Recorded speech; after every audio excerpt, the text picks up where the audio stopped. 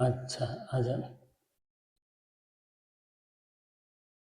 मिलके नमो तस्सा तित्सा 3 बार उच्चारण करेंगे।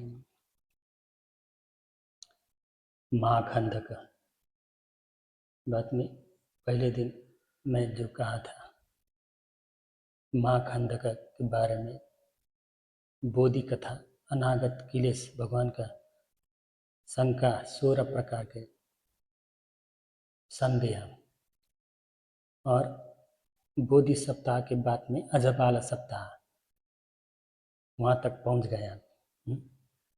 अच्छा, मिलके सब 3 बार भगवान का नमो तस्सा से उच्चारण करेंगे। नमो तस्सा भगवतो अरहतो सम्मा सम्बुद्धस्सा।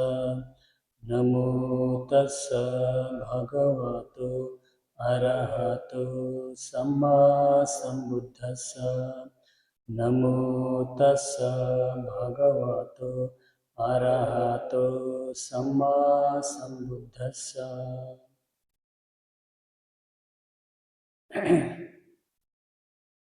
अच्छा, कल सारथ दीपनी टीका के मत वहाँ पहुँच गए थे। अच्छा, इस सारथ टीका के बताने से पहले कल जो बताया गया, मैंने कुछ पद सुधारना आवश्यक है। एक पद वहाँ अब जो बताया था ना मैंने, तीनों उदानों में पहला उदान प्रतीत्य समुत्पाद, कारण कार्य के चिंतन से उत्पन्न हुआ। दूसरा निर्वाण के चिंतन से उत्पन्न हुआ। तीसरा मार्ग ज्ञान के चिंतन से उत्पन्न हुआ। तो तीसरा मार्ग ज्ञान के चिंतन से उत्पन्न हुआ की जगह पे मैं कल थोड़ा मार्गदेव बताया था, तो थोड़ा गलत हुआ। मार्गदेव नहीं, मार्ग ज्ञान के चिंतन से उत्पन्न हुआ, इसको सुधारना चाहिए। ओके। अच्छा, और भी कर्म और कर्म का फल है ना, विपाक फल, जो उच्छेद दृष्टि, शाश्वत दृष्टि, थोड़ा सा डिटेल से बताऊंगा। कल पूरा नहीं बताया। जो पंचस्कंद पर रूप वेदना संज्ञा संस्कार विज्ञान में किसी एक या सबको आत्मा मानकर उसमें आसक्त होना है। ब्रह्मजाल सूत्र में बताई गई 62 मिथ्या दृष्टियां इसी तरह की गलत सोच पर आधारित हैं। और सामान्य फल सूत्र में जो नत्थिक दृष्टि बताई गई है, वे खास तौर पर कर्म और उसका फल को न मानने वाली है। ये नैतिक दृष्टि वाली, कल जो मैं बताया था शाश्वत दृष्टि, उच्च दृष्टि, तो इतना भारी पाप वाले नहीं है ना। तो इन नैतिक दृष्टि वाले, तो इन दृष्टियों में भी फर्क है। नैतिक दृष्टि मानती है कि किसी भी कर्म का कोई अच्छा या बुरा फल नहीं होता। अहेतुक दृष्टि वाले का कहना है कि दुनिया में जो कुछ भी होता है उसके पीछे कोई कारण नहीं होता। और अक्रिय दृष्टि का मानना है कि हमारी कोशिशें या क्रियाएं वास्तव में कोई प्रभाव नहीं डालती हैं। इन 3 दृष्टियों के अलावा जो बाकी मिथ्या दृष्टियां हैं, उन्हें सामान्य माना जाता है। वो नियत मिथ्या दृष्टि के अंतर्गत नहीं आते। सामान्य मिथ्या दृष्टि में वे सारे विचार आते हैं जो नियत नहीं है। जैसे आत्मा के बारे में अलग अलग मान्यताएं, ये भी गलत तो है, लेकिन इनसे हमेशा नरक पतन निश्चित नहीं होता है, इसलिए उसको अनियत कहते हैं। अनियत वाले केवल 3 दृष्टियां हैं, नथिगत दृष्टि, अहेतुक दृष्टि, अक्रिय दृष्टि। अच्छा, दृष्टि के बारे में इतना रखना, डिटेल से वहाँ अभिधम्म पिटक में बात में बताऊंगा और जगह जगह पर। अच्छा, सारथ टिप्पणी के टीका के अनुसार जिन देवताओं ने मार्ग फल प्राप्त कर निर्वाण का अनुभव किया है, वे आंशिक रूप से या थोड़ा थोड़ा बुद्ध के गुणों को जानते हैं। अन्य देवता न जानकर संदेह करते हैं।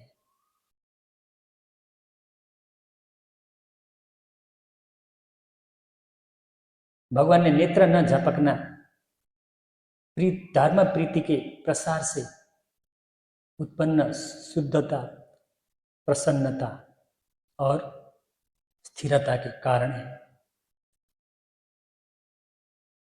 जहाँ श्रेष्ठ 7 धर्म रत्न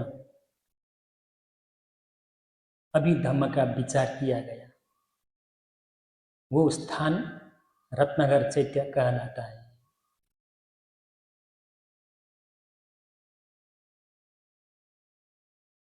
भगवान का प्रभा किरण 2 स्थान अजपाल में धर्म विचार का प्रकार यह था। अभिधम्म में प्रथम धम्म संगणी ग्रंथ है, फिर नंबर 2 विभंग ग्रंथ है, तीसरा धातु कथा ग्रंथ है। क्रमशः भगवान ने नंबर 1 ग्रंथ धम्म संगणी को विचार किया, फिर से विभंग ग्रंथ को विचार किया, तीसरा वाले धातु कथा ग्रंथ को विचार किया, चौथा पुगल पन्यति ग्रंथ को विचार किया, 5 कथावथु ग्रंथ, 6 यमक ग्रंथ और 7वां पठान ग्रंथ है। इस प्रकार से क्रमशः विचार किया।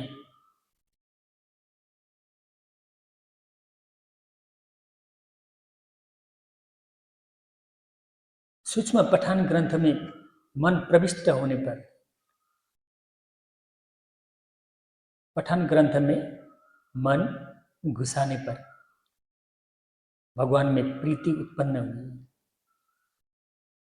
प्रीति से रक्त शुद्ध हुआ, रक्त शुद्ध होने से त्वचा शुद्ध हुई, त्वचा शुद्ध होने पर शरीर से प्रभा प्रकाश निकलने लगा, जो आकाश में उड़ते हाथी के समान, घर और पर्वत के समान विशाल था। अच्छा, यह हाथी के बारे में थोड़ा बताऊंगा। हाथियों की 10 जातियां शास्त्रों के अनुसार, हाथियों की 10 श्रेणियां और उनकी विशेषताएं इस प्रकार है क्योंकि छद्दंत हाथी है नहीं, भगवान का शरीर से प्रकाश जो आकाश में उड़ते हाथी, उसका नाम है छद्दंत, है छद्दंत हाथी है। इतना शक्तिशाली वाले है ना छद्दंत हाथी। इसलिए नंबर 1 कालावका हाथी है। उसका विवरण, ये हाथी पूरी तरह काले रंग के हाथी है, काले रंग के होते हैं।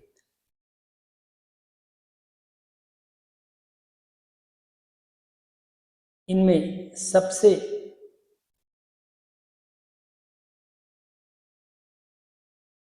कम शक्ति होती है ये कालावका हाथी में, लगभग 10 पुरुषों के बराबर ताकत बल। नंबर 2 वाले गंगैया, ये हाथी, इनका रंग गंगा नदी के जल की तरह मटमैला सफेद होता है। शक्ति, ये कालावका हाथी से 10 गुना अधिक शक्तिशाली होते हैं। नंबर 3 वाले पंडरा हाथी, विवरण, ये हाथी सफेद रंग के होते हैं। शक्ति, ये गंगेय से 10 गुना अधिक शक्तिशाली होते हैं। नंबर 4 तंबा हाथी, इनका रंग तांबे जैसा लाल होता है। शक्ति, ये पंडर से 10 गुना अधिक शक्तिशाली होते हैं। नंबर 5 वाले पिंगला हाथी, विवरण, इनका रंग हल्का पीला या सुनहरा भूरा होता है। ये हाथी का शक्ति तंबा से 10 गुना अधिक होते हैं। नंबर 6 वाले गंदा हाथी, ये गंदा हाथी के शरीर से प्राकृतिक सुगंध निकलती है। इसका शक्ति, ये पिंगला से 10 गुना अधिक शक्तिशाली होते हैं। नंबर 7 मंगला हाथी, ये वाले हाथी अत्यंत शुभ और उत्तम लक्षणों वाले होते हैं।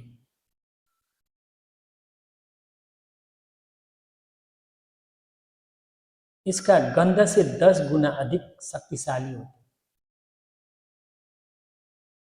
नंबर 8 हेमा हाथी, इनका रंग सोने के समान चमकीला होता है। इसका मंगल से 10 गुना अधिक शक्तिशाली होते हैं। नंबर 9 उपोषथ, उपोषथ का अर्थ है ये हाथी पूर्णिमा के चंद्रमा की तरह सुंदर और श्वेत होते हैं, श्वेत वर्ण होते हैं। इसका शक्ति, ये हेमा हाथियों से 10 गुना अधिक शक्तिशाली होते हैं। अच्छा, नंबर 10 वाले हाथी छद्दंत, जो बताया था ना, षडदंत, षडदंत कहते हैं इसको, छद्दंत हाथी, ये हाथियों की सबसे श्रेष्ठ जाति है। इनके 6 दांत होते हैं, 6 दांत होते हैं और ये दिव्य माने जाते हैं। इनका शक्ति, ये सभी हाथियों में सबसे अधिक शक्तिशाली और श्रेष्ठ होते हैं।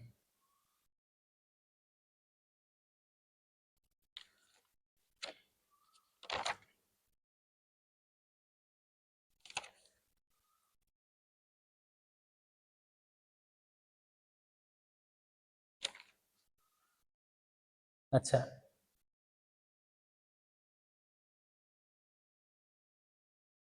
अब आगे,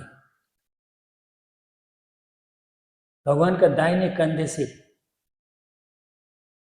दक्षिण दिशा में, बाएं कंधे से उत्तर दिशा में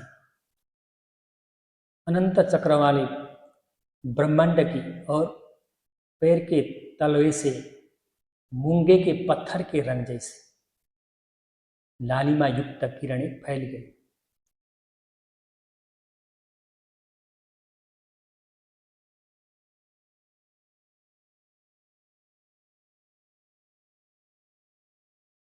वे तलवे से निकली हुई लालिमा युक्त किरणें पृथ्वी, जल और वायु को भेद कर अधोलोक तक पहुंच गई। सिर से गोलाकार मणि माला के समान नीली किरणें ऊपर उठाकर देवलोक ब्रह्मलोकों को आच्छादित करती हुई ऊंचे अजटा आकाश, ऊंचे अजटा आकाश, खुला आकाश है ना, ऊंचे अजटा आकाश, खुला आकाश को अजटा आकाश कहते हैं ना हिंदी में, अजटा आकाश की ओर चली गई। उस दिन अनंत चक्रवालों पर रहने वाले सभी सप्त प्राणी स्वर्ण वर्ण के हो गए।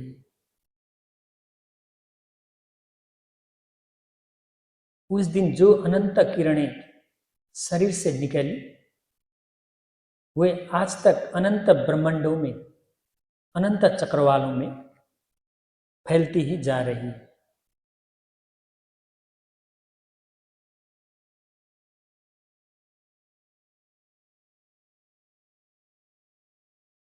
भगवान ने जो सप्ताह, रत्नगर सप्ताह में भी जब पठान ग्रंथ का विचार किया गया तब इस प्रकार प्रभा किरणें निकली।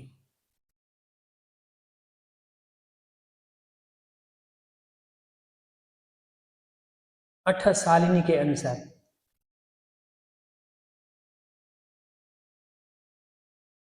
धम्मसंगणी अठकथा, अठशालिनी के अनुसार 21 दिनों तक प्रभा प्रकट नहीं हुई, किरणें प्रकट नहीं हुई। चौथे सप्ताह रत्नगर में धम्मसंगणी विचार करने पर भी शरीर से किरणें नहीं निकली।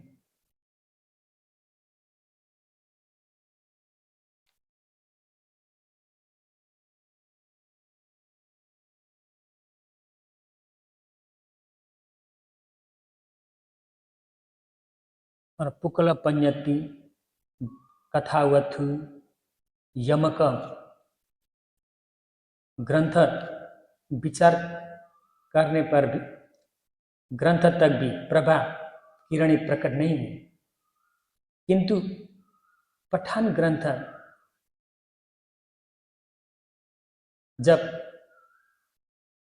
पहुंच गए, हेतु पच्चयो, आरमण पच्चयो, अधिपति पच्चयो, अनंतर पच्चयो, समनंतर पच्चयो, सहजात पच्चयो, अन्यमन्य पच्चयो, निश्चय पच्चयो, उपनिश्चय पच्चयो, पूरी जात पच्चयो, पच्छा जात पच्चयो, आसेवन पच्चयो, कम्म पच्चयो, विपाक पच्चयो, आहार पच्चयो, इंद्रिय पच्चयो, झान पच्चयो, मग पच्चयो, संपयुक्त पच्चयो, विपयुक्त पच्चयो, अथि पच्चयो, नथि पच्चयो, विगत पच्चयो, अविगत पच्चयो।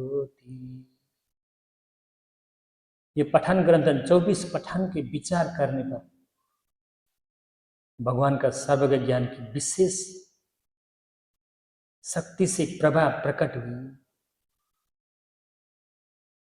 जैसे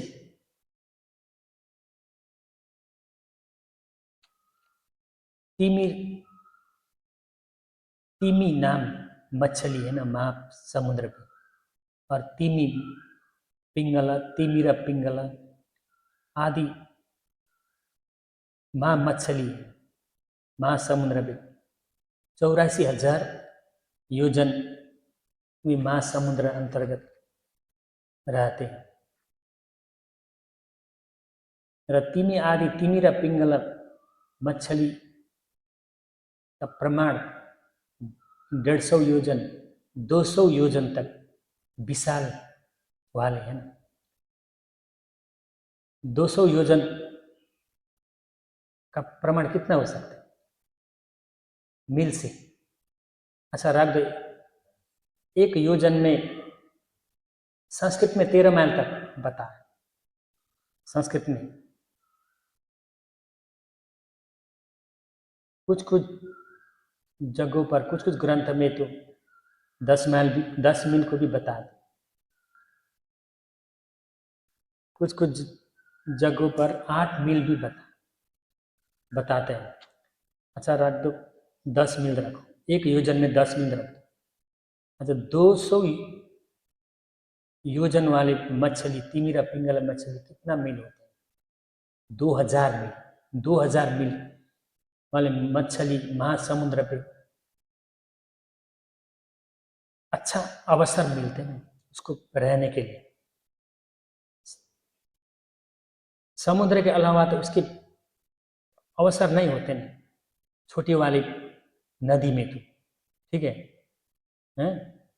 इसलिए वो जैसे तिमिरा पिंगला वाले जैसे विशाल मछली महासमुद्र पे अवसर अच्छा मिल पाते हैं, वैसे भगवान का सर्वज्ञ ज्ञान भी जब पठान ग्रंथ पर विचार किया था तब उस समय त्रिसहस्त्र महासहस्त्र लोक धातु चक्रवाल 1 लाख करोड़ ब्रह्मांडों तक प्रकाश फैलाने वाले हैं।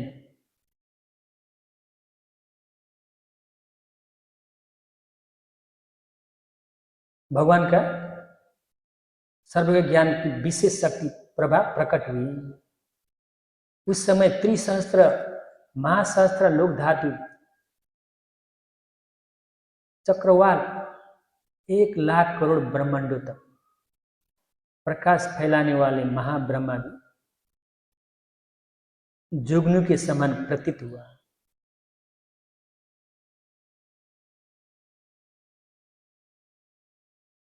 भगवान का किरण अनंत चक्र तक फैल गए।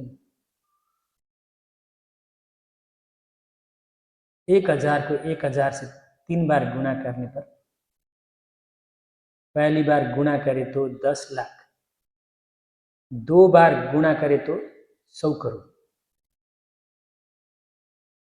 तीसरी बार गुणा करे तो 1 लाख करोड़ होती है।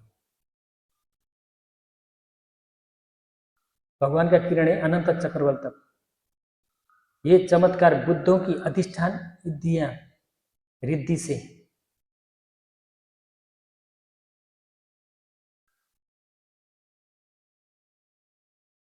रिद्धि शक्ति से नहीं है, सूक्ष्म और कोमल धर्म के विचार से रक्त शुद्ध हुआ, हृदय रूप भी शुद्ध हुआ, शरीर और रंग रूप वर्ण शुद्ध हुआ, मन से उत्पन्न वर्ण धातु प्रकाश 80 हाथ तक चारों ओर स्थिर और अचल फैल गया, ऐसा कहा गया है।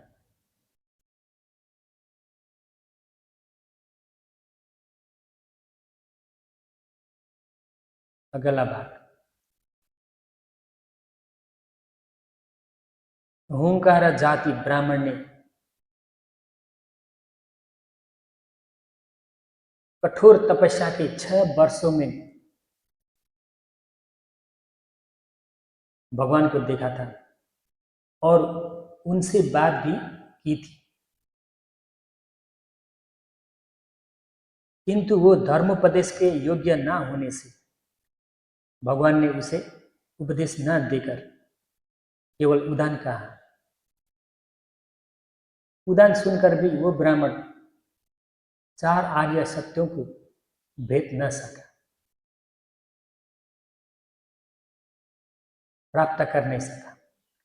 इसी प्रकार उपक आजीवक भी बुद्ध के गुण सुनकर 4 आर्य सत्यों को नहीं समझ सका। धम्मचक्र प्रवर्तन सूत्र से, धर्मचक्र प्रवर्तन सूत्र से पहले बुद्ध के उपदेश सुनने पर भी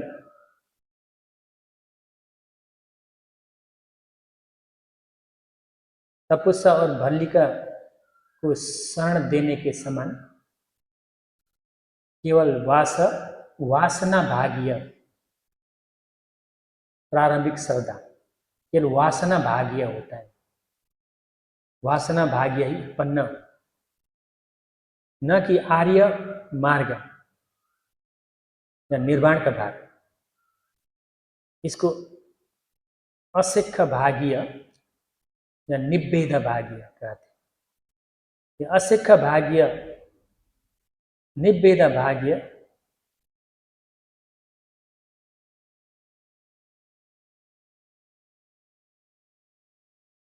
नई धर्म का नहीं होते,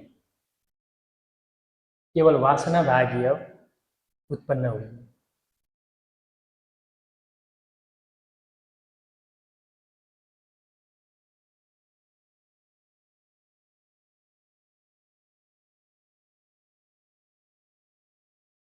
टिप्पणी में बुद्ध वंश पाली में बुद्ध का कद 16 हाथ बताया गया है।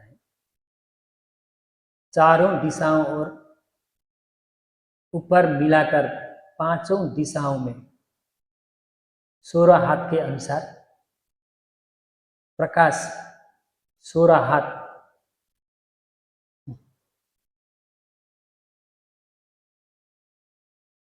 गुना 5 के अनुसार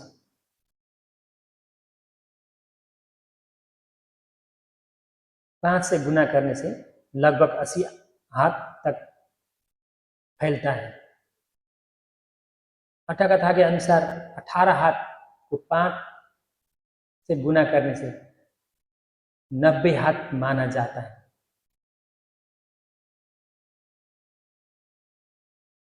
शुद्ध शिलाखंड नया टीका में आगे पीछे बाएं दाएं ऊपर और नीचे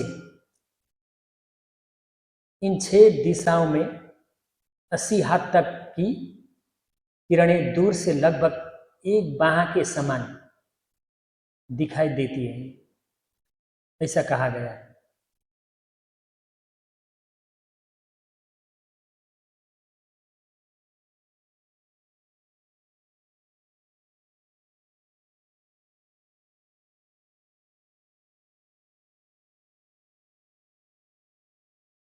अच्छा, अब मुचलिंद कथा।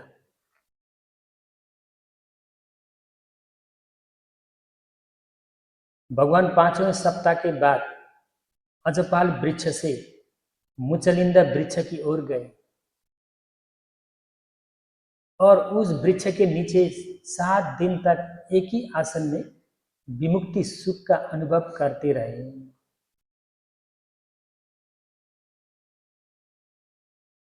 उसी समय असमय वर्षा होने लगी।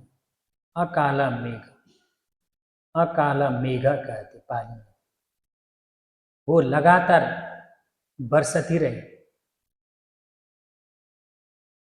वो वर्षा तेज हवा के साथ कष्टदायक थी। तब मुचलिंद नाग राजा अपने निवास से निकलकर भगवान को कष्ट न हो, भगवान को ठंडी गर्म कीड़े मकोड़े मच्छर आदि से कष्ट न हो, इस विचार से अपने शरीर से 7 बार लपेटकर और फण से छाया बनाकर उनकी रक्षा करने लगा। 7 दिन बाद जब वर्षा समाप्त हुई तो उसने अपना रूप बदलकर युवक के रूप में आकर युवक के रूप में आकर हाथ जोड़कर प्रणाम किया, वंदना किया। तब भगवान ने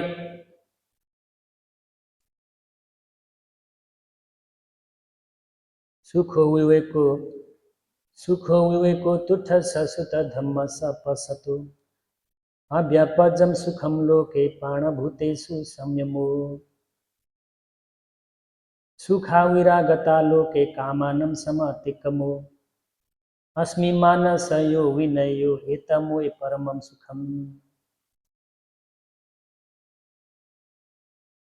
आदि उदान गाथा व्यक्त किया। उदान गाथा का अर्थ जो एकांत का सुख अनुभव करता है वो कहीं भी सुखी रहता है। मार्ग ज्ञान से तृप्त संतुष्ट हुआ धर्म को स्पष्ट जानने वाले व्यक्ति को उपधि विवेक निर्वाण सुखद है। क्रोध न होना सुख है। प्राणियों को कष्ट न देने वाला संयम सुखद है। काम विषयों से ऊपर उठकर राग का अभाव सुखद है। अहम मैं भाव अहंकार का शांत होना अत्यंत सुखद है। मुचलिंदा कथा समाप्त।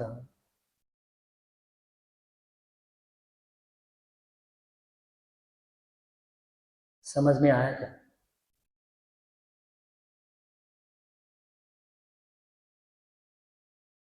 अच्छा, अट्ठ कथा के अनुसार वर्षा ऋतु के आने से पहले ग्रीष्म ऋतु के अंत में जो वर्षा होती है उसे असमय वर्षा कहा जाता है, अकाल मेघ।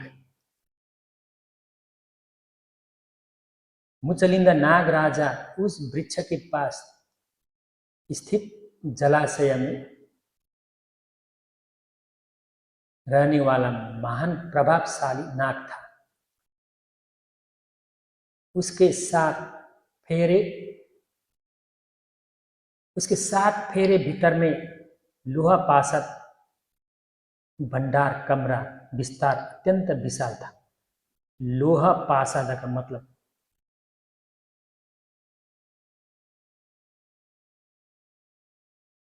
बड़ा महल, प्रासाद, कमरा। वो 7 फेरे के अंदर में विस्तार अत्यंत विशाल था। जैसे किसी बड़े भवन के समान भगवान ऐसे सुरक्षित रहे जैसे वायु रहित और द्वार बंद कक्ष में बैठे थे। इस उदान में क्रमशः 5 प्रकार के सुख बताए गए हैं। एक निर्वाण, 2 मेत्ता, मैत्री ध्यान के पूर्व की उपचार मैत्री। 3 करुणा, करुणा ध्यान के पूर्व की उपचार करुणा। 4 अनागामी मार्ग और 5 अरहंत मार्ग।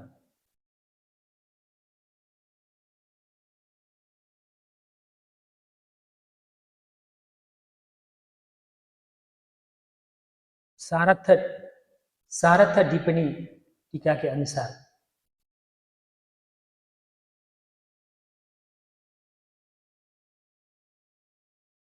मुचलिंद को निपरुख भी कहा जाता है और निचुल भी कहा जाता है। उस समय वर्षा इस प्रकार होती है कि पूरा चक्रवाल संसार मंडल बन जाता है। चक्रवर्ती राजा के समय और बुद्ध के प्रकट होने के समय केवल इन 2 अवसरों पर ही ऐसी वर्षा होती है। उस वृक्ष के पास स्थित सरोवर के नीचे नाग का भवन था। उस भवन में रहने वाले को ही सरोवर में रहने वाला कहा जाता है।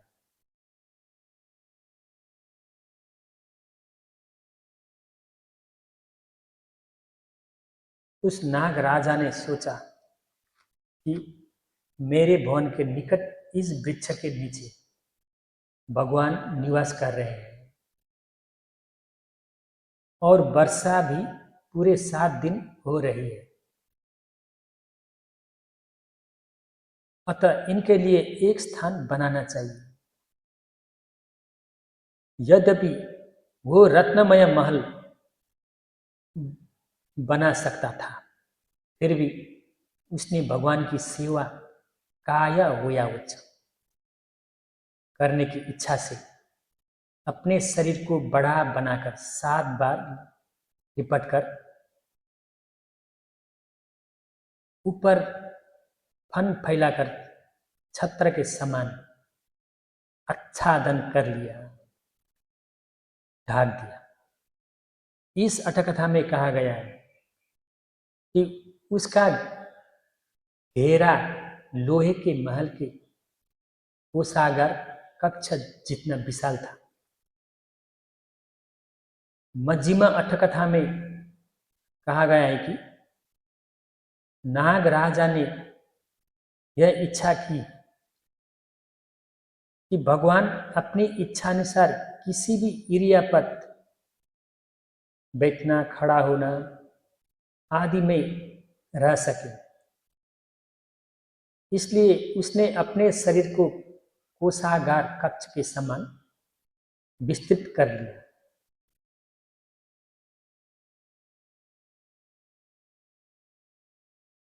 बीच में रत्न का आसन बिछाया, ऊपर स्वर्ण जटिल छत्र मंडप लगाया, चारों कोनों में सुगंधित दीप जलाए और चारों दिशाओं में चंदन की सुगंध फैलाई।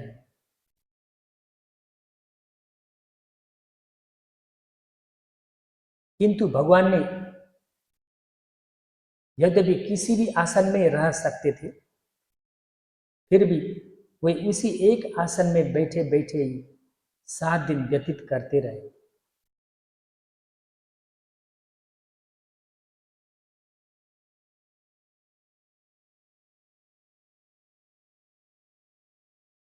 राजा राजायतन वृक्ष का प्रसंग। जब भगवान छठे सप्ताह को पूर्ण कर चुके, तब वे मुचलिंद से उठकर राजायतन वृक्ष के पास गए और उस वृक्ष के नीचे एक ही आसन पर बैठकर 7 दिन तक विमुक्ति सुख का अनुभव करते रहे। उस समय तपुसा और भल्लिका नाम के व्यापारी उत्कल जनपद से लंबी यात्रा करते हुए आ रहे थे। एक देवता जो उनका पूर्वज संबंधी था,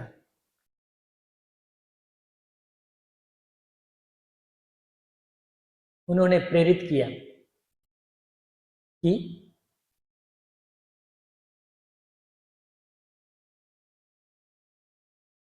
वे भगवान के पास जाकर प्रणाम करके वंदना करके बोले, हे भगवान, कृपया हमारे कल्याण और हित सुख के लिए इस कठोर मंड मंथ, पाली में मंथ कहते हैं, और मधुपिंडी शहद मिश्रित लड्डू को स्वीकार करें। तब भगवान के मन में विचार उत्पन्न हुआ,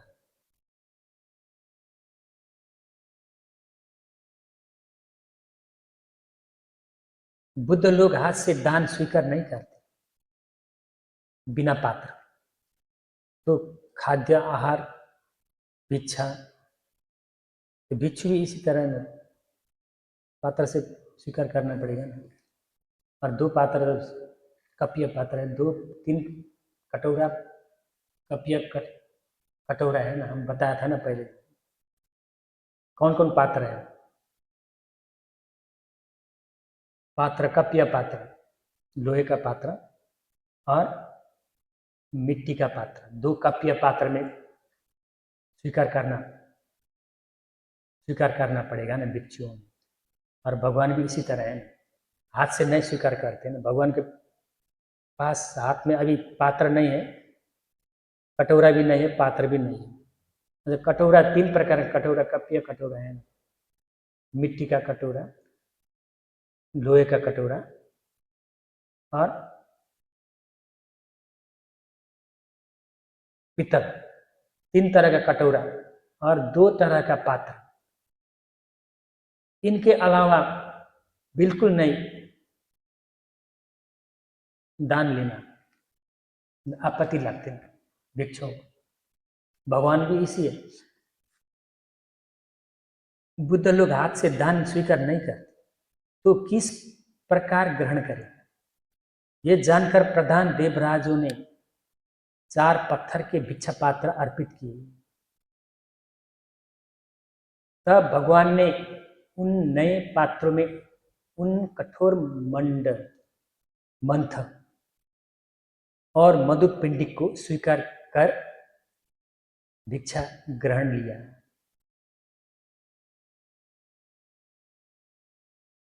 भिक्षा करने के बाद तपुस्सा और बल्लिक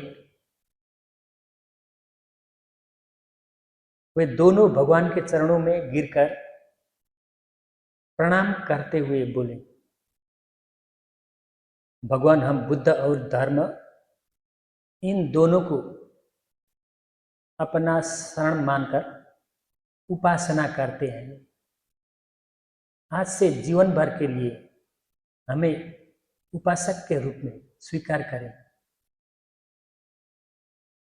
इस प्रकार निवेदन किया। वे दोनों संसार में सबसे पहले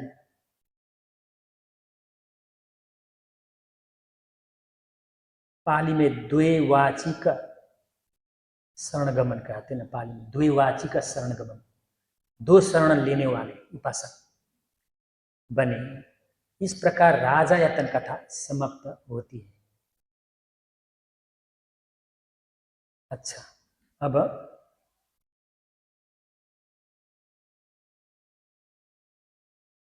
आगे देखेंगे। अट्ठकथा के अनुसार मुचलिंद वृक्ष बोधि वृक्ष के दक्षिण पूर्व दिशा में स्थित है और राजायतन वृक्ष दक्षिण दिशा में स्थित है। उस वृक्ष के नीचे 7 दिन रहने के बाद जब भगवान समाधि से उठे और प्रातःकाल हुआ,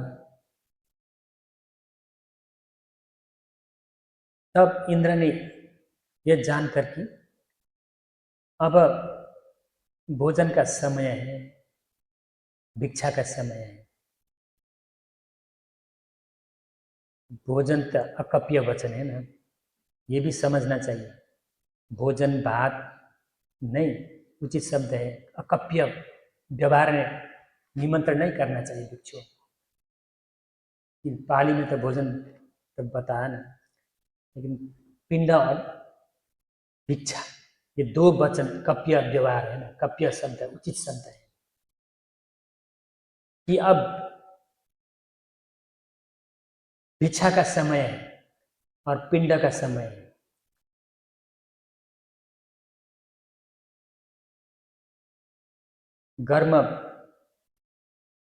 गर्म भिक्षा और औषधीय फल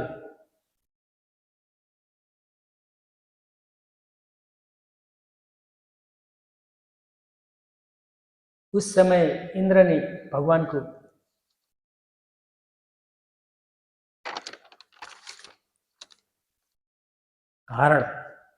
हरण बहेड़ा अमला, ये त्रिफला कहते हैं ना, लेकिन यहाँ इंद्र जी ने भगवान को सबसे पहले हरण दान दिया। हरण दान तो भगवान को पेट साफ के लिए, शरीर शुद्धि के लिए, पेट साफ करने के लिए, क्योंकि 49 दिन तक भगवान कुछ बाहर भी नहीं गया, मलमूत्र भी नहीं किया। आज इंद्र ने भगवान को पेट साफ के लिए हरण दान दिया, औषधीय फल। और दंतम मंजन दातुन अर्पित किए।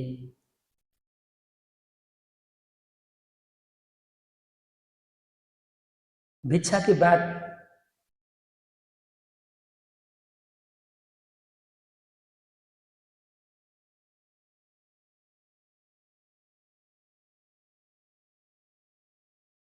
ये सब शरीर की शुद्धि, हाथ मुंह धोना आदि का कार्य हुआ। मुंह धोने के लिए जल भी इंद्र ने अर्पित किया। भगवान ने वो जल उपयोग करके पुनः उसी वृक्ष के नीचे निवास किया। उसी समय तपुसा और भल्लिका नामक व्यापारी जो मध्य देश की ओर यात्रा कर रहे थे,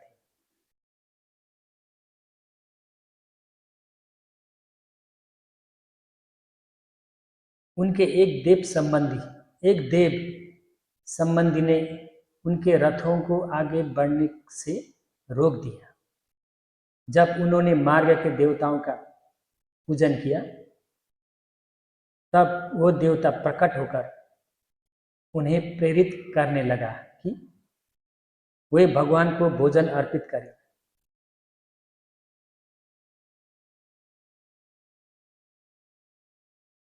भगवान ने विचार किया कि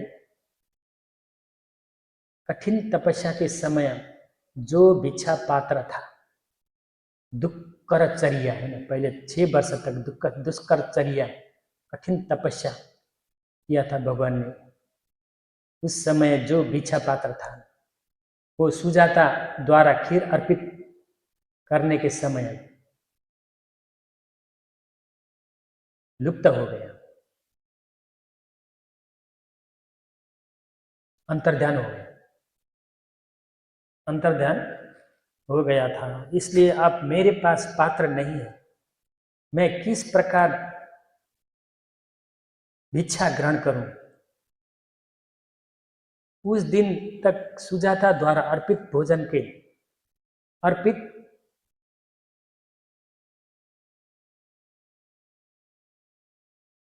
खीर के प्रभाव से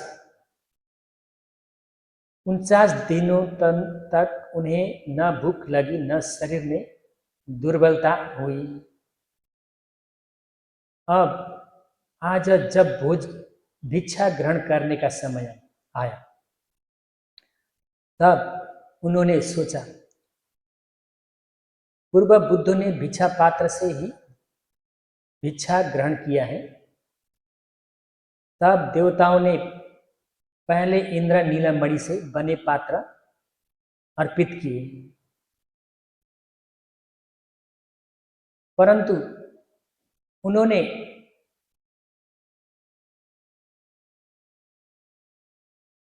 उन्हें स्वीकार नहीं किया। फिर उन्होंने 4 पत्थर के भिक्षा पात्र अर्पित किए। भगवान ने देवताओं की श्रद्धा को देखते हुए उन्हें स्वीकार किया और उन्हें एक पात्र में परिणत या अधिष्ठान कर दिया।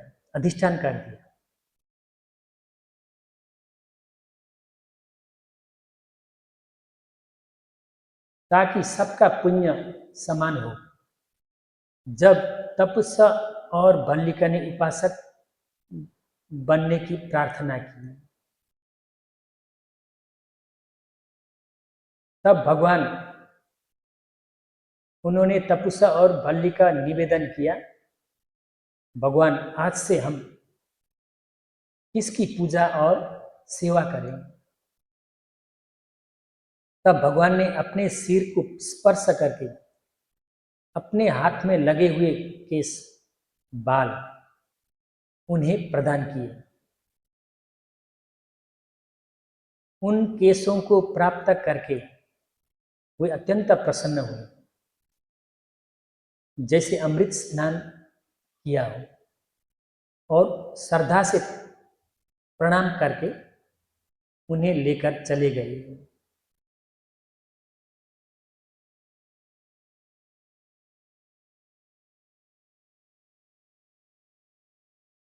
अंगुत्तर निकाय अठकथा।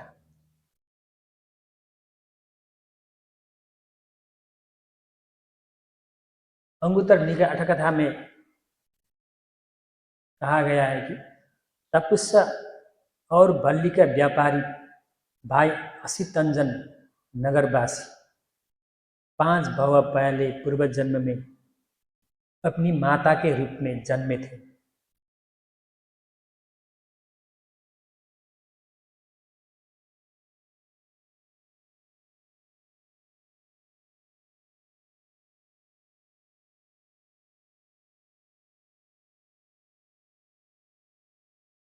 पांच भव पहले वो भूमठ देवता, वो देवता पूर्व जन्म अपनी माता के रूप में जन्मे थे। उस पुण्य के प्रभाव से उन्होंने बुद्ध को मिष्टान्न अर्पित किया। और ठीक है, समझ में आया? और द्विवाची का शरण ग्रहण की। जब उन्होंने पूजन के लिए कुछ मांगा तब भगवान ने उन्हें 8 केश धातु प्रदान किए। वे उन्हें स्वर्ण पात्र में लेकर अपने नगर के द्वार पर स्तूप बनाकर स्थापित कर दिए। कहा जाता है कि उपोषद के दिनों में उस स्तूप से गहरे रंग की दिव्य किरणें निकलती थी।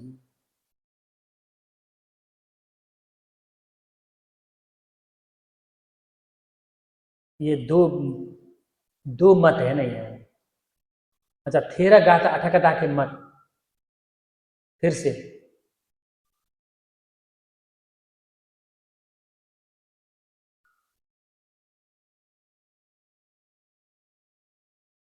थेरा गाथा अठकथा मत में कहा गया है कि बहुत पहले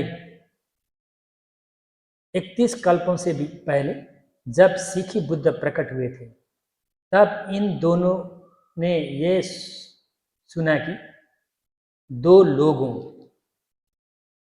लोगों का नाम उजित और ओजित, उजित और ओजित, उजित और ओजितों ने सबसे पहले आहार को दान किया था।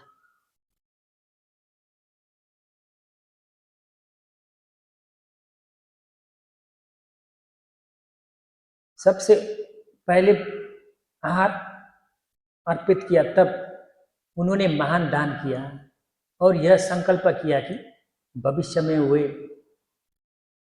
में वे भी किसी बुद्ध को सबसे पहले आहार अर्पित करेंगे। उसी पुण्य के फल स्वरूप वे इस बुद्ध के समय में पोखरावती नगर के निवासी तपुस्सा और भल्लिका नामक भाई बने। वे 500 गाड़ियों में व्यापार करते हुए यात्रा कर रहे थे। तब एक देवता के प्रेरित करने पर उन्होंने भगवान को बोध पिंड अर्पित किया, द्विवाचिक शरण ग्रहण की और केश धातु प्राप्त की। आगे चलकर जब भगवान ने धर्मचक्र प्रवर्तन किया तब वे राजगृह में आकर धर्म सुनते हैं। उनमें से बड़ा भाई तपस्या श्रोतापन्न हो गया और छोटा भाई भल्ली का भिक्षु बनकर शरणाभिज्ञ अरंत हो गया। सलाभिज्ञा कहते नेपाली में, सलाभिज्ञा। संस्कृत में तो शरणाभिज्ञ अरंत हो गया। श्रीलंका परंपरा में इनके नाम तपुस्सा और भल्ली का भी बताए गए हैं।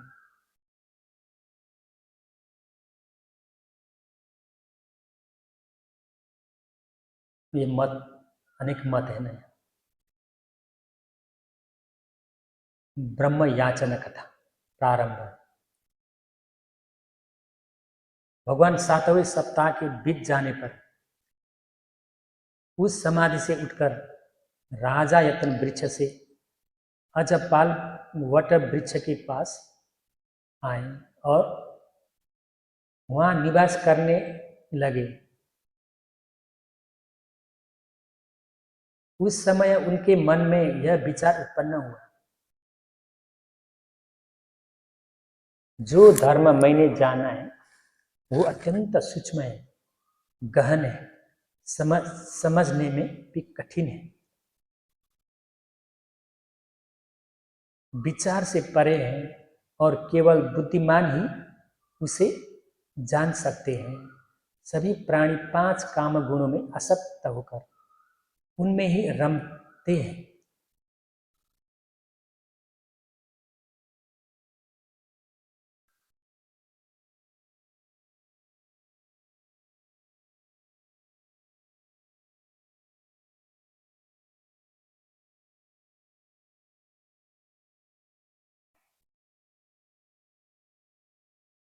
अधिगतो खुम्यायम धम्मो गंभीरो दुर्दशो दुरनुबोधो संतो पणितो अतक्कवचारो निपुणो पंडित वेदनीयो आलय रामाखो पनायम पजा आलय रता आलय समुदिता आलय रामाय खोपन दुर्दशम इदम ठानम यदिदम इद पचयता पटिच समुपादो।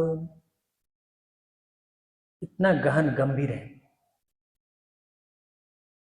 ये पटिच समुत्पाद का धर्म और यह निर्वाण का धर्म। यह धर्म देखना अत्यंत कठिन है। यदि इसका उपदेश भी दिया जाए तो लोग इसे समझ नहीं पाएंगे, केवल कष्ट ही होगा। इस सूक्ष्म और गहन धर्म का उपदेश देना उचित नहीं है। जिनमें राग आसक्ति प्रबल है वे इसे नहीं समझ सकते।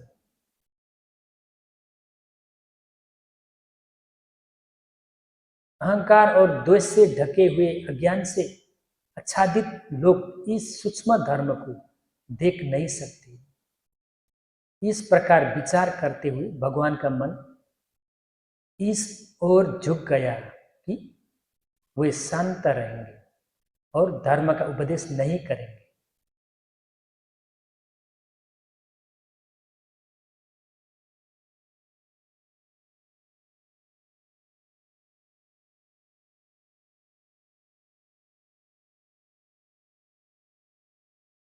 इदम्पि खोधानम सुदुर्दशम यदिदम सब संखार समथो सभ्भूपदी पटि निसर्गो तर्णाखयो विरागो निरोधो निब्बानम अहंचेव खोपन धम्मम देशेयम परे च मेन आजानेयम सो मम स किल मथो सो मम स विहेशाति अपिसु भगवंतम इमा अनच्छरिया गाथाय पटि भंगतु पुबे अश्रुत पुब्बा।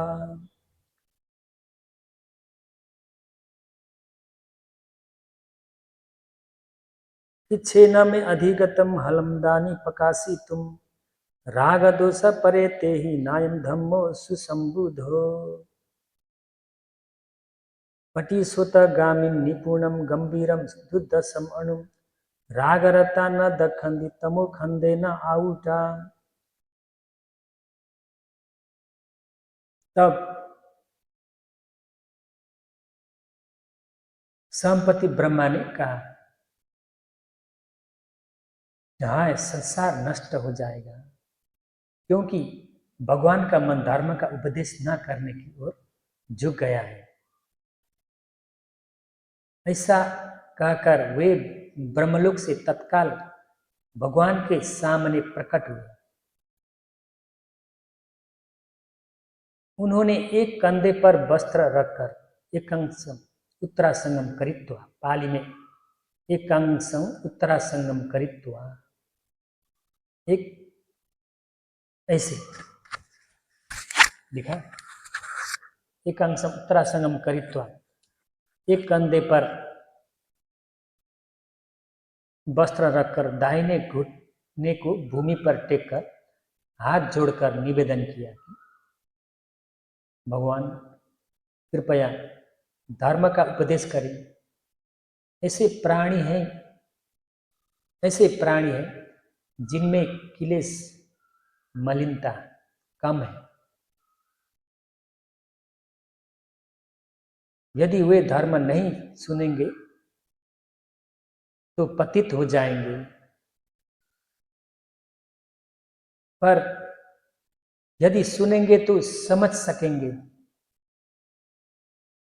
पूर्व काल में मगध देश में 6 बड़े तीर्थंकर मिथ्या और अधर्म का प्रचार कर रहे हैं। आप निर्वाण का द्वार खोलिए,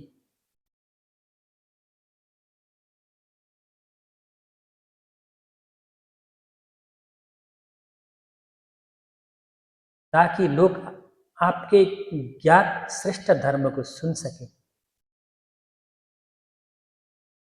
जैसे पर्वत शिखर पर खड़ा व्यक्ति नीचे के लोगों को देख सकता है, वैसे ही आप भी धर्म के महल पर स्थित होकर संसार के उन प्राणियों को देखें जो जन्म और जरा के दुख से पीड़ित हैं। निकृष्ट लोग, हीन लोग, अधम लोग, निकृष्ट कहते हैं, हीन अधम कहते हैं। हीन लोग, अधम लोग पास में होते हुए भी अंधकार में छोड़े गए तीर की भांति बुद्ध दृष्टि से ओझल रहते हैं, और जो योग्य हैं वे दूर होते हुए भी दीपक के प्रकाश की भांति स्पष्ट दिखाई देते हैं।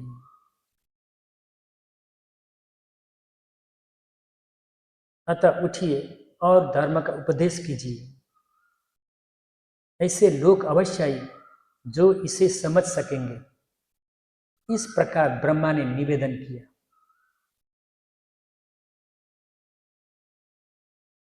तब भगवान ने कहा, हे ब्रह्मा,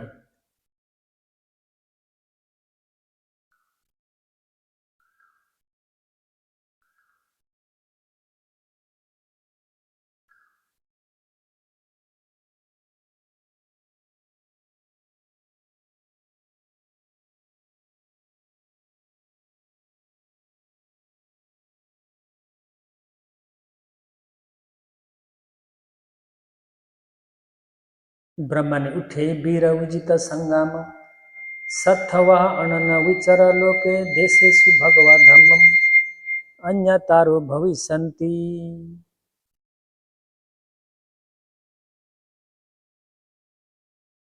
तो भगवान ने ब्रह्मा को कहा कि हे ब्रह्मा, इच्छेना में अनिगतम इच्छेना में अधिगतम हलम दानी पकासी तुम राग दोष परिते ही नायम धम्मो सुसंबुदो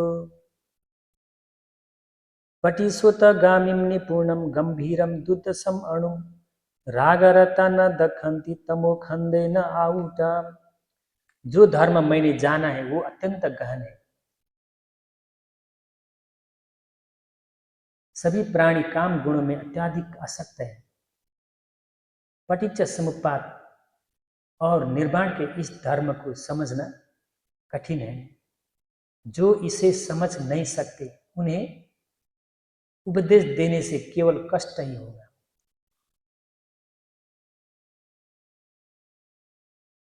अज्ञान से ढके हुए और राग में फंसे लोग निर्वाण के मार्ग को न देख सकते, न समझ सकते हैं।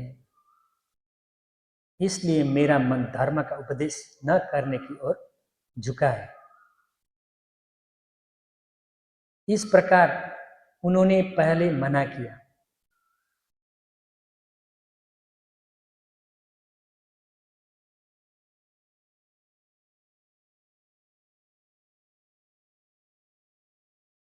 द्वितीयम इको ब्रह्म संपत्ति भगवंतम एतदौच देशे तु भन्ते भगवा धम्मम देशे तु सुगतो धम्मम संति सत्ता अपरजक जातिका असवनता धम्मस परिहायंती भविष्यंति धम्मस अन्यतार। दूसरी बार निवेदन करने पर भी भगवान ने अस्वीकार कर दिया। जब तीसरी बार निवेदन किया गया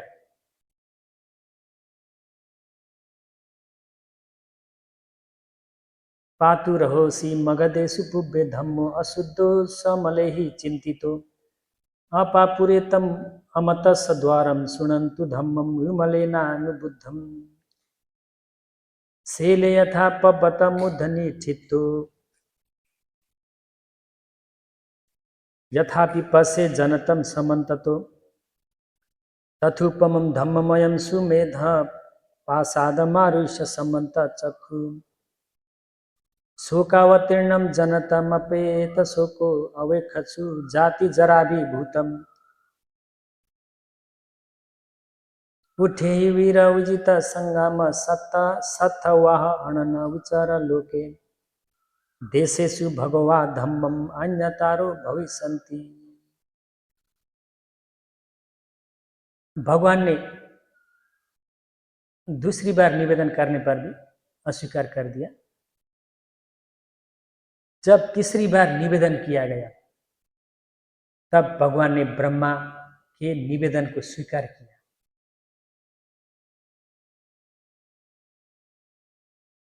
और समस्त प्राणियों के प्रति करुणा उत्पन्न कर बुद्ध चक्षु से संसार को देखा। तब उन्होंने अपने ज्ञान नेत्र से ऐसे प्राणियों को देखा जिनमें क्लेश रज क्लेश धूल कम है और अधिक है, जिनकी श्रद्धादि इंद्रियां तीव्र है और मंद है, जिनका स्वभाव उत्तम है और जिनका दुर्बल है, जो धर्म को आसानी से समझ सकते हैं और जो कठिनाई से समझते हैं, जो परलोक के दोष को भय के रूप में देखते हैं और जो नहीं देखते। इन सब प्रकार के प्राणियों को उन्होंने देखा।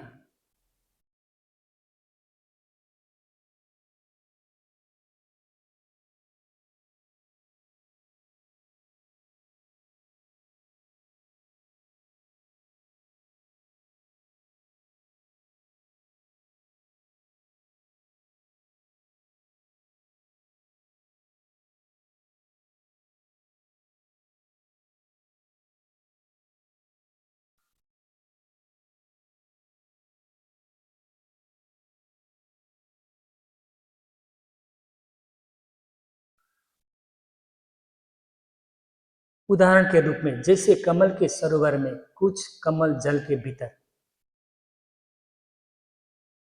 रहकर बढ़ते हैं, कुछ जल के स्तर तक उठकर बढ़ते हैं और कुछ जल से ऊपर उठकर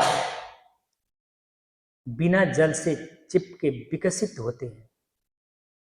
उसी प्रकार भगवान ने कम और अधिक क्लेश वाले प्राणियों को देखा।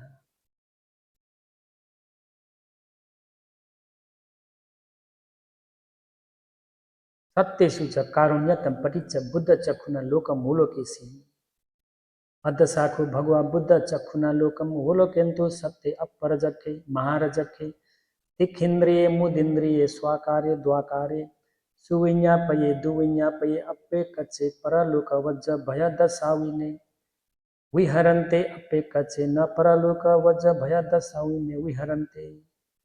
सेयथापि नाम उपलिनियम व पदुमिनियम पुंडरीकिनियम व अप्पेकच्चानि उपलानि व पदुमानि व पुंडरीकानि व उदके जातानि उदके संवड्ढानि उदकानुगतानि अंतो निमुग्ग पोषि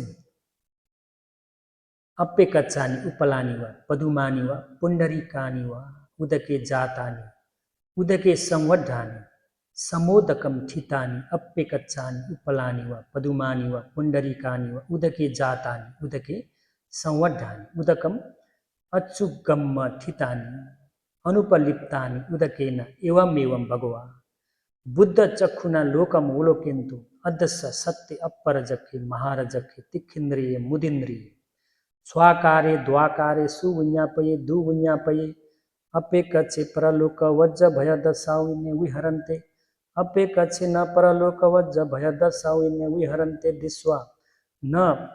दिस्वा न ब्रह्मांडम संपत्ति गाथाय पच्चभासी। सब भगवान ने प्राणियों को देखा, तब उन्होंने कहा, हे ब्रह्मा, अपारुता तेसम अमतस्य द्वारा ये सोतवंतु पमुंचन्तु सद्धम विहिंस सन्नी पगुणम नभासिम धम्मम पणितम मनुजेसु ब्रह्मे। जो लोग इस उत्तम धर्म को नहीं समझ सकते, उन्हें उपदेश देना केवल कष्ट का कारण होगा, इसलिए मैं उपदेश नहीं देना चाहता था। परंतु जो सुनना चाहते हैं वे श्रद्धा को खोले, पमुचंतु सद्धम, श्रद्धा को खोले, जागृत करें, उनके लिए मैं निर्वाण के द्वार अर्थात आर्य मार्ग को खोलूंगा। अपारुत तेसम अमतस्य द्वारा ये सोतवंतो पमुचंतु सद्धम। इस प्रकार उन्होंने स्वीकार किया। तब संपत्ति ब्रह्मा ने यह सोचकर कि अब मुझे भगवान से धर्म उपदेश का अवसर प्राप्त हो गया है, प्रणाम किया, भगवान की परिक्रमा की और पुष्प और सुगंध से पूजन किया और वहीं अदृश्य हो गया, अंतर्ध्यान हो गया। इस प्रकार ब्रह्म याचना कथा समाप्त होती है।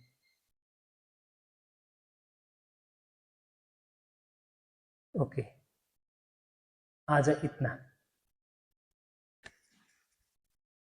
इदमे पुण्यम आसवखया वहम होतु इदमे पुण्यम निबान स पचयो होतु मम पुण्य भागम सब सतानम भाजेमि ते सबे में समम पुण्य भागम लभंतु। साधु साधु साधु।